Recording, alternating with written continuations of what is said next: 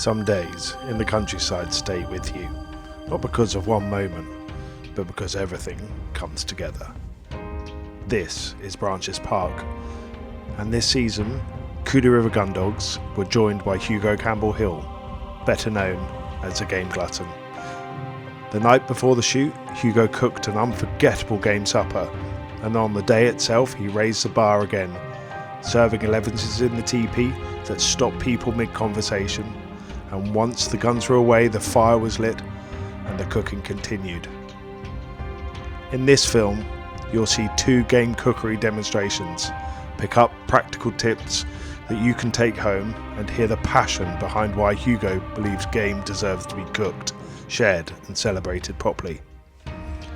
But this isn't just about food, it's about people, place, tradition, and the kind of countryside experiences where we make tradition together.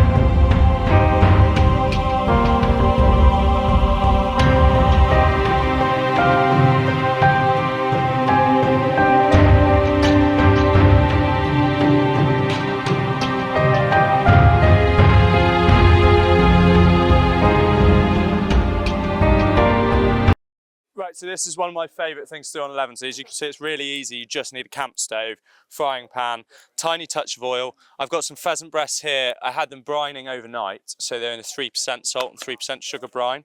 I've just got a classic, like a barbecue rub. This is Wild Ride barbecue. This is off Amazon, cheapest chips. Goes really well with game. It is made for game. Literally give it a nice light sprinkling up there, both sides. And all we're going to do is we're going to pan fry these. Because they've been brined, they're going to remain really nice and moist. We're not going to cook them for too long. Get them down in there. Classically, cooking pheasant like this, you cook it like you cook a steak. We need pressure for a nice even sear. Give them about a minute to a minute and a half or 2 on each side to get the sear, and then we'll drop the temperature down. Get some butter in there, because butter's the best thing in life. Got really easy into baguettes, bit of fresh rocket. I made this up last night. This is just horseradish, cranberry sauce and mayo. Goes really brilliant. It's great this time of year, although it's actually quite mild today. But it's, you know, we're not far from Christmas. It's got a bit of that Christmas feeling in there. So we just get those ready. Got some fresh rocket, came out the garden at home the other day. It's got some nice pepperiness to it.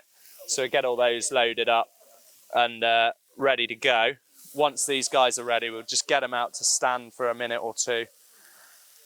Slice them up, load the sarnies up. It's a really easy way. 4 pheasant breasts will feed a whole team of guns easy. 7 or 8 will feed all the beaters and the pickers up as well.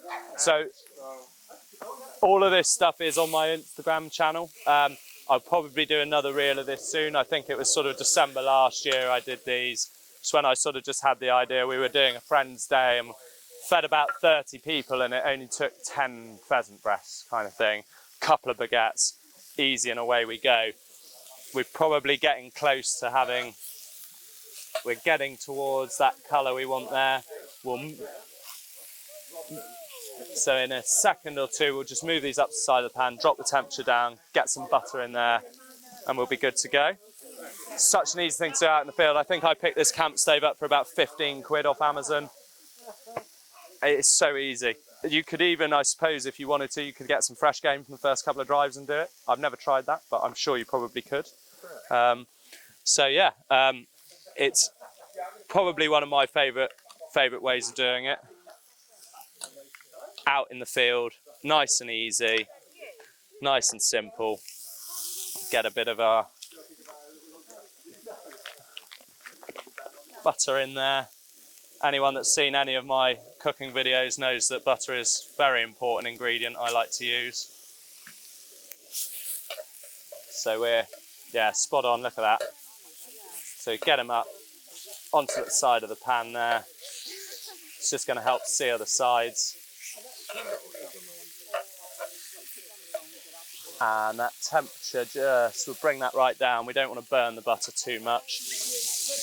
That's what we want, all that buttery goodness, just to make it nice and indulgent.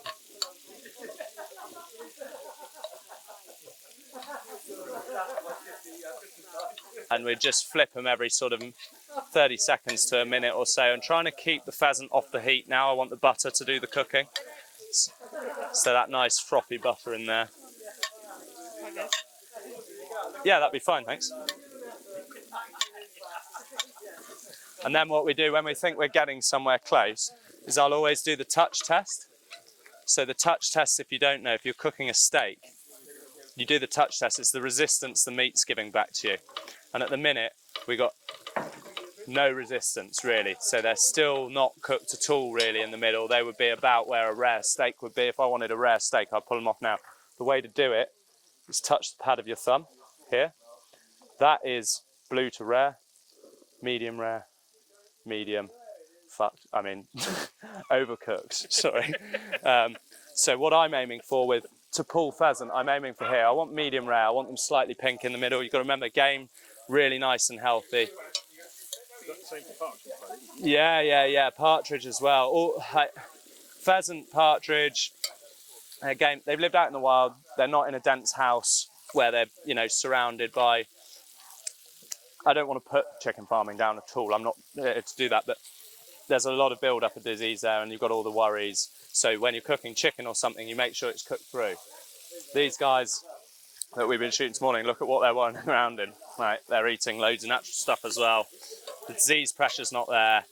You could, I don't know, they've been brined as well. So I'm not going to say go and add them sashimi because I don't think the texture would be very nice. Right, see now we've got that bit of resistance. That to me is about, these guys are pretty much there.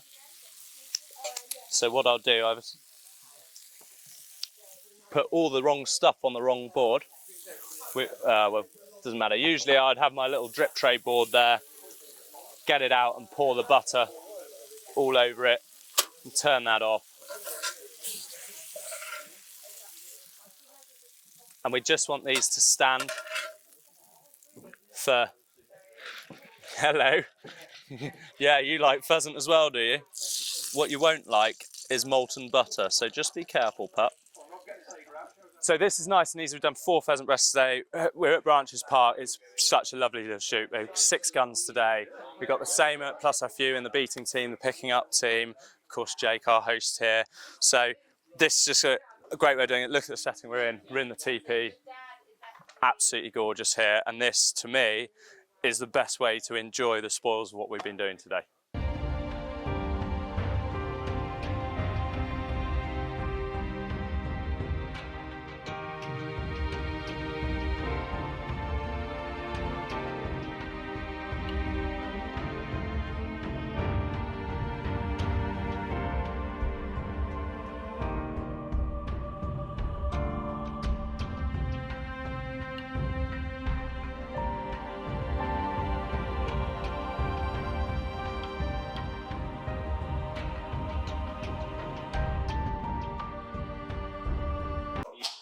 Right, cool. So we've had a fantastic day at Branches Park here. We've been out shooting partridges, pheasants today. We've got a partridge main course, and this is really, really simple. We've just had a lovely, delicious starter, and I wanted to cook something that is genuinely really easy because I want to enjoy my supper, but also very, very delicious. We've got all these partridge breasts here. We've got 9 people to feed. Pan frying is a great method here. Very, very easy seasoning. I did a butchery demo out there earlier. One thing I love to do is just whip the breast, whip the legs off, make stocks out of the legs, make pulled meats out of the legs. Pan frying breasts is the way forward. All they need is a light seasoning. Because I'm lazy and I don't pluck birds and do it all skin on, like skin on is delicious, But one way to create that bit of colour you get from your skin is by using a light bit of seasoning. And one thing that goes brilliantly with game is actually coriander powder. It's one of my favourite spices. It's lovely and fragrant, brings out all these gamey flavours. Just going to get these pans turned on and warm, so we're ready to go. Working out these new herbs. It's got salt, pepper, and then a nice little dosing of coriander powder over the top here. That's going to provide us the colour. You can't smell it through the camera, but that smell is absolutely wicked. It's delicious. These pans as well, usually you would fry stuff in olive oil. Olive oil's got great heat. Partridge is so quick to cook, because look at them, they're very skinny bird. They're full of nutrition. The meat density in them is great, but they don't take long to cook, so we don't have long to get a colour on them. So I'm actually cheating and using that ghastly 1-cow spray. But what we've got here in this partridge breast, which is delicious, is the fact that there's about 26 grams of protein per 100 grams compared to a chicken that's got 20. They are seriously nutrient dense. And in a world of processed food where calories are everywhere, these guys are packed full of high nutrition. So for every calorie you're eating, you're getting a load of nutrients in. So what it actually tends to mean is you need to eat less food for what you're getting out of it. I'm not very good at explaining that, but the emphasis is if you think about, there's this much more nutrient in the partridge breast compared to some processed food. So you need to eat this much less of it to get the same amount of nutrition out. That's the point I'm trying to get across. When we're pan frying these up, we want to get a nice bit of colour on them. So we just get some pressure down. I've got this big tong. You can use a press if you've got a press at home. We're looking for a nice bit of colour on them. Once we get that colour, we'll flip. It's literally about 45 seconds to a minute each side. Got a bit going on here. Probably a little bit too much in the pan, but I've only bought 2 pans with me. So we go like this. We'll have a look. See where we're going. That's the nice little browning colour we're looking for. So we're about there. Those guys are in the middle of the pan. This guy on the outside, see, not quite there. Little bit of pan management. Get that nice sear on there. And what we're going to do once we've got the sear through the partridge breast, see, getting there nicely on this pan as well. Once we've got them flipped, we're going to reduce that temperature down. We want all that flavour locked in the partridge. As ever, with any video you may have seen me do before, we're getting some butter in there. That's what these guys need. Bit of indulgence. So we get all these nicely flipped over. Drop that heat down on the pan because we know we've got the heat in there. It's going to sear. So now is the time we can afford to get the heat down. One thing we don't want to do with game, because it's so dense in nutrients and it's not full of water, because it's not fast grown. These guys are adults. They're 20 weeks old probably, we've been shooting today, if not older. They're adults. Chickens, 42 days old. I don't know what that is, 7 weeks maybe. So there's a lot of water. They're grown quickly in there, and the weight loss when you cook something like chicken is incredible. Compared to game, this won't lose much weight because there isn't much moisture in those breasts to start with. And we don't want to lose any of that. You see, look, colour in about 20 seconds. Now that's when we get these breasts off the heat, up to the side of the pan. We want them to stop cooking, get our butter in, little block of butter. You'll laugh because that's my version of a little block of butter. And we want these just to baste lightly. We've got some crushed garlic here. That's going in the pan. A little bit of thyme for fragrance. If you're on gas, hold the pan up like this. If you're on electric or induction like this, just move them off the heat. Get the butter on the heat. That's going to do the cooking. The butter now. We've got that lovely little bit of brown colour. And these guys, I'm picking them up now, and they're still, you see, they're really moist in the middle. They're still probably somewhere about rare at the moment. We want them medium. Game's safe to eat medium, and it's most enjoyed at medium heat. And what we're going to do is we're actually going to take these guys out to stand, put a bit of tin foil over them, and use all that loveliness. So I'm going on the resistance test. These guys are there. See that? No time at all. 5 minutes, tops, to cook the partridge breast. Don't ask why I'm swapping between pans, but basically, just trying to get all that flavour off. And then the sauce we're after, we're going for a butter sauce, but actually we want all that butter in the resting there. Those guys are going to stay nice and warm for a minute or two. We'll ditch one of these pans, and we're going to go for a fresh butter sauce. So you need fresh butter when you make a butter sauce. That butter will get too hot, will burn. So we go butter in there. And a bit like you were making a roux or something, we're going to wait for that to all boil down. So we get our heat slightly back up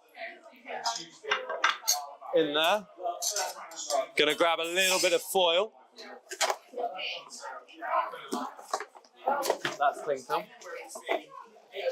Grab a little bit of cling film just to keep these guys nice and warm. Very loose tent over there. I don't want them steaming again and cooking. I just want them to keep warm. If they keep cooking, they're going to be overcooked. We'll get this butter going. Shallots.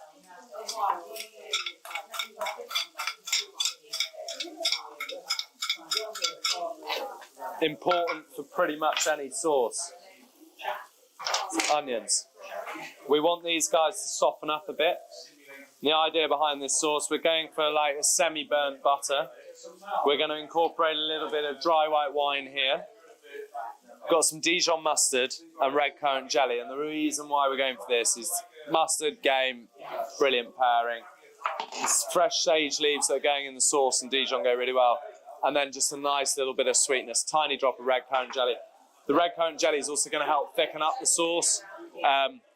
We have got one dairy-free person tonight, so this sauce is great because it's very common these days. When you do have dietaries, anyone that's seen my videos knows how much I love cream in a sauce.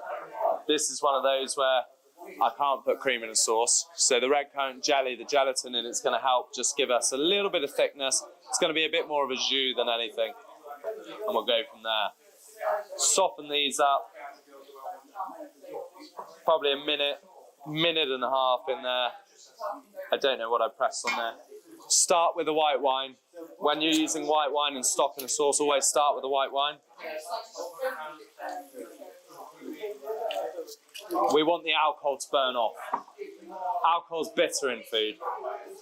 Burn that off. We want the nice dry white wine flavours left in there. And then got this reasonably nice and hot now. See this all burning off nice and quickly.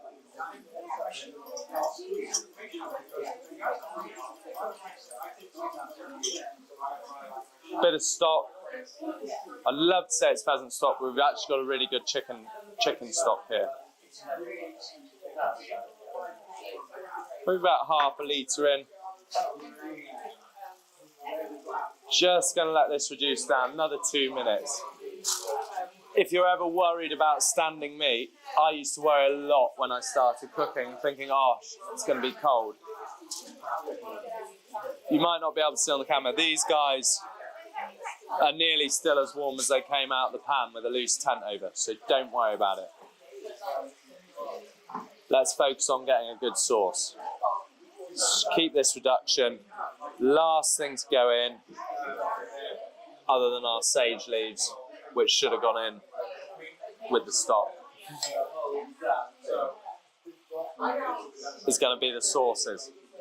And the one thing we can do, we can put this in and this in, but it needs to come off the heat. If we try and put that in on the heat, the Dijon won't mix at all. Everything will split. So melt those sage leaves in there. See, still on water.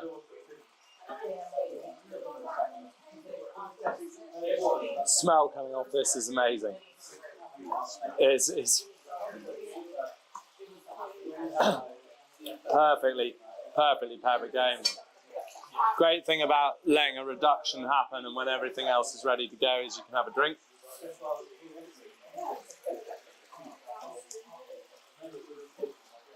Which our host Jake has done a very good job of keeping us very topped up today. Hence why I chose a very easy recipe. So I thought I might be slightly under the influence after a cracking day's hosting. Right, we've got this reduction sort of where I want it to be at here. It's not slow to fall in, but it's slower than water. So all we're going to do, come over here off the hob, good tablespoon and a half of Dijon. Same again, that's probably a tablespoon to be honest. We're all quite good at lying when we're cooking about using a teaspoon and just put a drop in, but really now we'll get that back on the heat. Gonna reduce the heat right down. If I can work the hob out here. So going on a medium low here. Now you can smell the red currant coming out there now. What's going to happen as we mix that in, if you have a look how compared, I don't know where the camera was, but compared to where the sauce was at a second ago, you can just see straight away that gelatin melting in there. It's not like water. If it was like water, it would be falling straight back in that circle. It's nice and slow. Another couple of minutes reduction. It's going to be quite a rich sauce. We don't need a lot of it on the plate. So it doesn't matter that this is a small amount for 9 or 10 people. And we'll go from there. Time to call the sous chef in, I think. Celia? Got the head chef in. We're about ready to play. Sauce good for you? Nice shoe? Smells delicious. Yeah? Yeah. Good to go. So plan now for plating. We've had these pumpkins going in the oven. Pumpkin season is in. We're November the 12th. So yeah, full-blown pumpkin season. Pumpkin and partridge go amazingly well together. They both begin with P, so they must pair well together. Sweetness of the pumpkin. Partridge, it's a very delicate game meat. Partridge is nice, delicate game meat. It's got a delicious flavour that when you match it with the pumpkin, a mustardy sauce, a bit of sage in there. It's just autumn on a plate. Very, very simple. Pumpkins from the garden. Some sort of variety that's unknown to me. But these lovely, the smaller the pumpkin you get, the better. A bit like anything you grow really, smaller stuff tends to be packed full of flavour. So we've got these lovely small pumpkins, they're about this big. It's a really, really easy dish to plate up. Come on, how have you done the pumpkins? The pumpkins just simply roasted, actually. In olive oil and a bit of sage as well. The tongs that were here are there. All these resting juices, just whilst Celia's doing that. Straight in that sauce. Bit like you're doing your gravy on a roast dinner. Let's get that in. Bit more indulgence. We like that. And then for partridge breasts, they're dinky. They're small. It's not like a pheasant breast, not lots of slices. A very simple diagonal cut through the middle. See that pinkness, the juiciness? That is exactly where you're aiming for. Which means I got very lucky. I just think pumpkin like this is so pretty. I do think it's really important to have your plate look good. You eat with your eyes first. Lots, and also people now eat with their phones first. You know, phone eats first, and take pictures of what you're eating and send it to your friend. And if you're doing that and having a dish of partridge, then how good is it to then send that to somebody who might not have necessarily ever had partridge?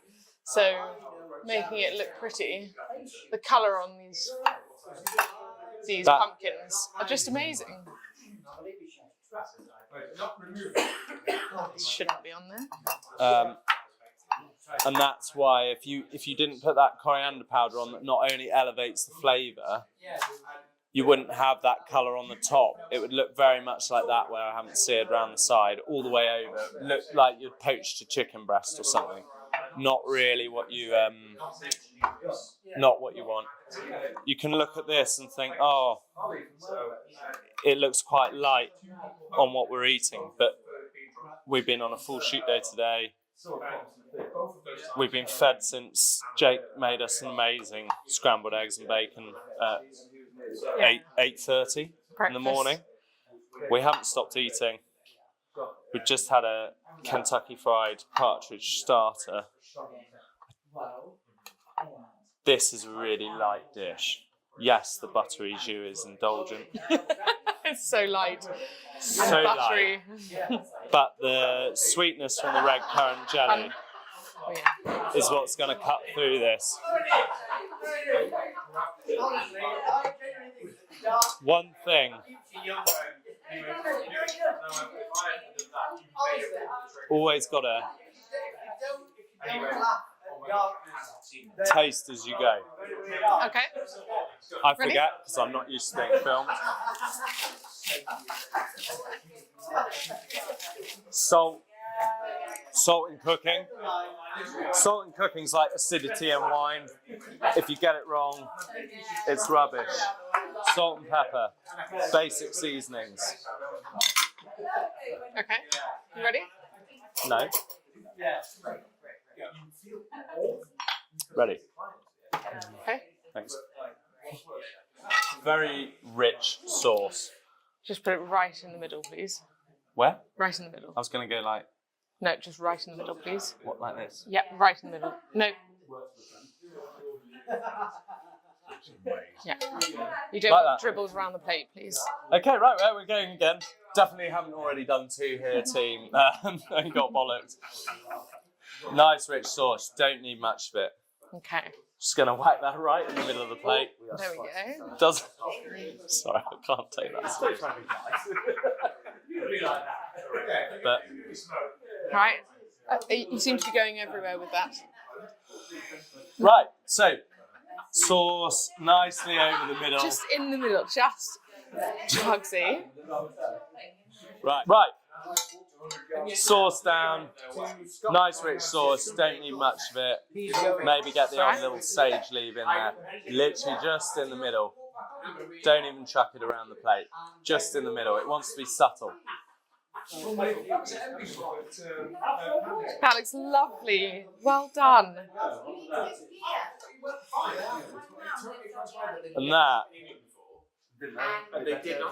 what looks like a small starter there. You've got the richness from the sauce. Pass that over, sorry. Got a nice bit of pumpkin stodged up, and a couple of delicious partridge breasts that, as you say, they fill you up quick enough.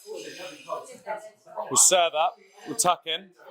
Right, ladies, gents, we have got some pan-fried partridge breasts, some roasted pumpkin with sage, and then we've got a brown butter jus. So very simple, hopefully delicious. Enjoy. Days like this are why we do what we do. Thank you to everyone who made this experience what it was. If this is something you'd like to experience for yourself next season, you can find us KuduRiver Gundogs and on Guns on Pegs on our website and social media. Good food, good company, and proper countryside. Thanks for watching.